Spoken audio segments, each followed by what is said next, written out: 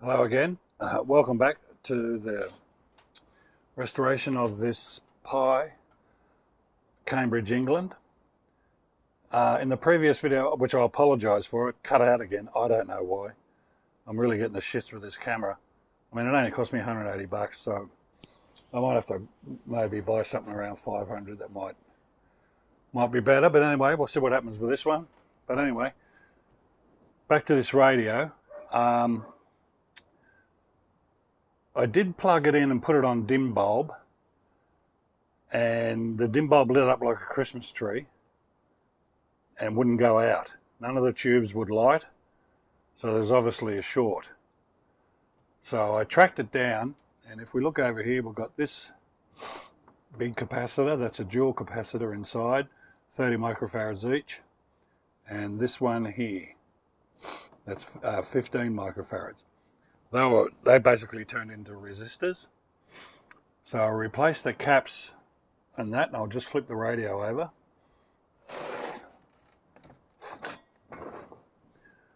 That's them there. That's the dual. They're the two capacitors. And that's the other one up there, the other one, the 16 microfarad. I replaced this electrolytic and this one as well. So then I turned it back on again, bang, same thing. Lit up like a Christmas tree, wouldn't go out, tubes wouldn't light.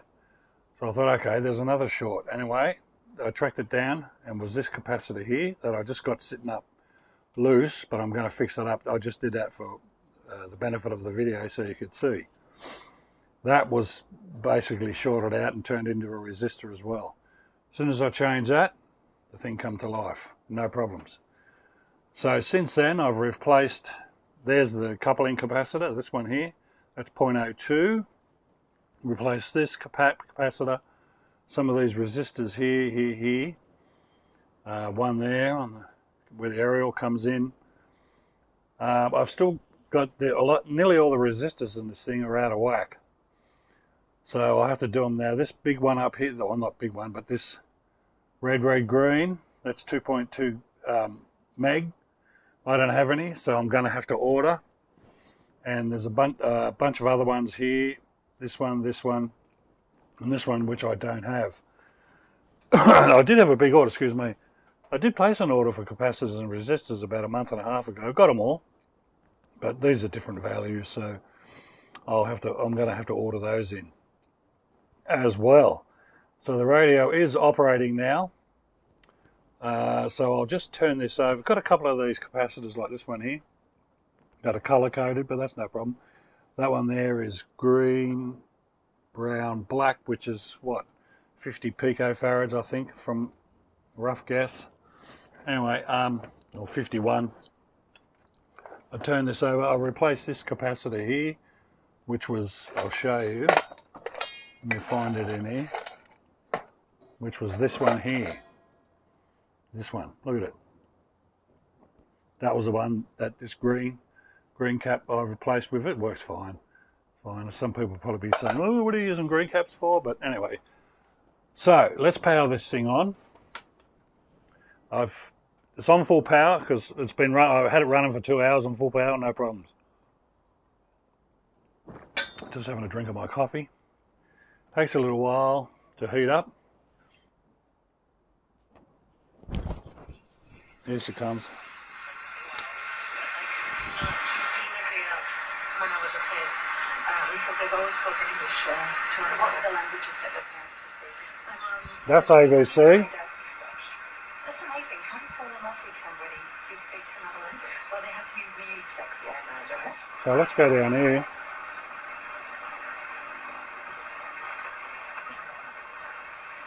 What's that?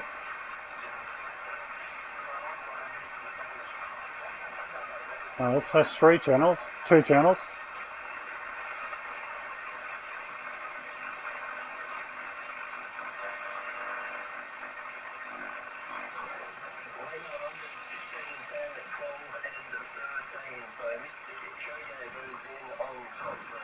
So that's 2UE.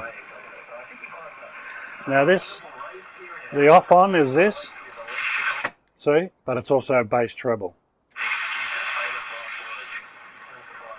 Right, So I'm going to order those capacitors and resistors that I need, but in between now and then, what I'll do is I'll just turn this off, doesn't need to be on. I'm going to clean all this up. As you can see, it's all pretty messy. All these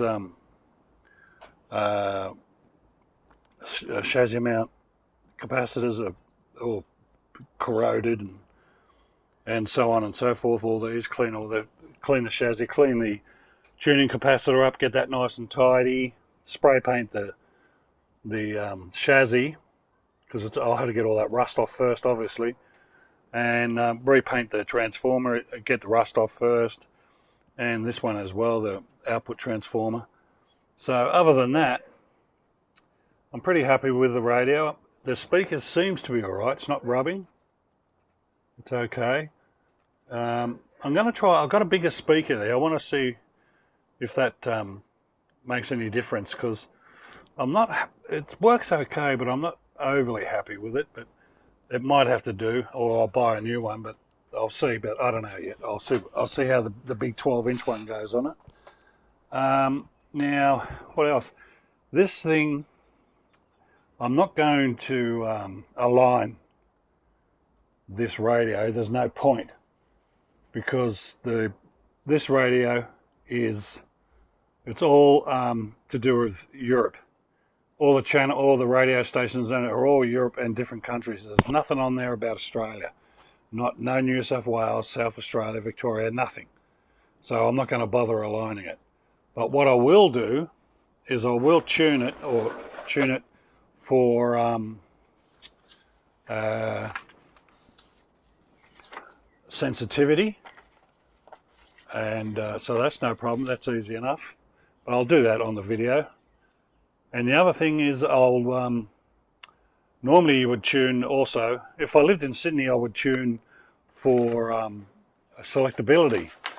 But where I live, 150 kilometres or 90 miles in the old terms for the old folks, there's only 3 stations, and one's this one, 2UE, I don't know what this one is, it's about there, and ABC is up about here somewhere. So I'm not even going to bother worrying about selectability. But if I lived in Sydney, I would. And what I mean by selectability is, so let's say that let's say that's 2UE. 2UE. Now 2UE is at 1010. So and let's just say this is 2SM. Here. That's the wave, that's the frequency there. I don't know what the frequency is of 2SM, but for argument's sake, we'll say it's 208. Now for selectability, where these waves crossed over here, as you can see, with them being that close, one would bleed into the other, or vice versa, like that. They bleed into the other and you get 2 channels, one on top of the other. So to tune for selectability, this point where they cross over here, you've got to try and get it down here somewhere, for instance sake. So now the wave crosses over down there, as far as the radio is concerned. So that's selectability. Now I just thought I'd let you know that, in case you didn't know. Other than that, this radio is not too bad. It performs not too bad. I cleaned up all these switches, like this one here. That's all nice and clean now. And I fixed up the tuning capacitor. It was touching. So that's all sorted out now. So all I'm going to do is clean up, like I said, all this and the cabinet as well. And I'll just get the cabinet actually. Hang on for a sec. Just let me pause. Right, back again. So I'm going to get rid of this grill cloth. I've got some there. It's not the same colour, but I don't care. It's all right. Clean this up. That's copper by the look of it up there. But I don't know if you can see it in the video, but this is all overseas channels. Moscow, Minsk, Luxembourg, Droitwich, Ankara, Always, Brasov, Odessa, Budapest, Leon, you get it, Napoli, so you get the picture. There's no anything to do with Australia on there, and it's all done in meters.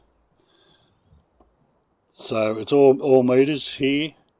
These are all the meter ranges. 1 and 2 up here, which is that's the broadcast band up there. So that's to 2,000, if I remember right. Yeah, 2,000, 550 to 2,000. So, like I said, I'm not going to bother aligning it. Who cares? But I will fix up this cabinet as well. And now I think if I look over this side, you can see down there, there's a chunk missing here, a chunk there. I'll have to fix all that up. But that's painted. I thought it might have been stained, but it's painted, so I'm still debating whether to strip it back or just give it a light sand and go over it with some more paint, but I'm not sure yet what I'm going to do. But I'll certainly this thing will be back to a good standard. Give it a clean up inside in here. It's a bit messy, but it's not too bad. A bit dirty, dusty still. Hang on. Now, one other thing, along with ordering the resistors, I've got to order the this iTube here, right, the EM34. Now, I said in my previous video that it was a dual I, but I wasn't sure. I knew it was dual something or other, but it's called dual shadow. So I was halfway there at 66, you can't expect too much. And it's just dead. Completely dead. It doesn't work at all. It's nothing. Even the heaters don't work. So I looked up on eBay some of these EM34s. And there's about 4 guys selling an EM34. They want 500 US for an EM34. New old stock. What a joke. 537, I think. Another one was 300, another one was 200. No one's going to pay that for an EM34 iTube. No one. So I don't know what the problem is with these people. I don't get it. I really don't. I'm going to buy 3 of these. And I found somewhere over in, I think one's in Croatia and one's in, where is that war at? With Russia? I can't remember, but anyway, you know what I mean. 2 there, and they were around $50 each. So I'll spend like $150 and buy 3. So I think we'll leave it at that for today. And when I cleaned up all the chassis, cleaned up and painted that transformer, and all that sort of business, anything to do with cleaning, we'll do another vid, and then I'll talk about the cabinet, and we'll check out the cabinet as well. Now, see, I know I don't get many subscribers or views, but for those of you that do view, I didn't do I did electronics when I first left school, and as an apprentice, and I did it for about 10 years after. But later on in life, when computers were born, I did a bunch of study and became a computer programmer. That's what I did. Right up until the day I retired. I've always used, and then all I did was electronics as a hobby, even though I was qualified. And then when the internet was born in 91, I think it was, in this country, I did some more study, and then I became a web designer, specialising in database-driven websites, which I did for the government. I worked for the government. So that being said, what I've done is I've created a website. It's not live. I've just got it running locally off my computer. And what I've done is, because I get sick of looking around for schematics, tube data, going to all different sites trying to find what I want. So what I've done is I set up this website where you can just go to one site, pick up your tube data and schematic from the same site. But I also added that users like yourselves who go to the site